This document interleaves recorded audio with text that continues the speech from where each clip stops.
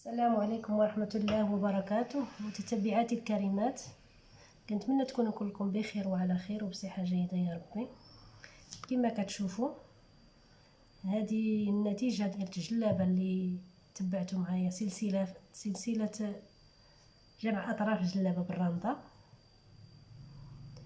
درنا في الكميمات وفي القب ضريس يد البراد جا غزال تبارك الله، وخدمنا السبولة في الجلابة من الفوق حتى لتحت هي كذلك غزالة تبارك الله. درنا الملاقية في الجناب بهذا الشكل، كنتمنى تعجبكم. هذا القب خدمنا بهذا الضريس هذا كما كتشوفوا هكا فينينه بهذا اللوغلي لتحت هكا باش تكون الخدمه متقونه. كما كتشوفوا القب خدمناه حتى هو على هذا الشكل هذا هكا هكذا.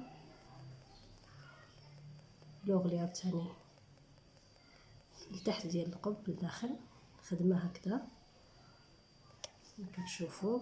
السبوله اللي خدمنا على هذا الشكل من الفوق حتى لتحت كما كتشوفوا على هذه الطريقه بهذا الشكل هذا. جات غزاله تبارك الله. ما تنساوش تعطيونا الراي ديالكم.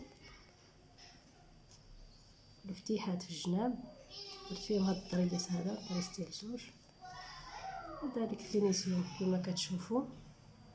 لوغلي في هذا الجناب، الملاقيه درنا حتى هي كذلك جميع جوانب اليدين كتشوفوا. الضريس كذلك في اليدين، فينيسيون كذلك حتى هي كي دايره لوغلي في الجناب ديال تحت ديال اليدين. ما تنساوش تعطينا الراي ديالكم.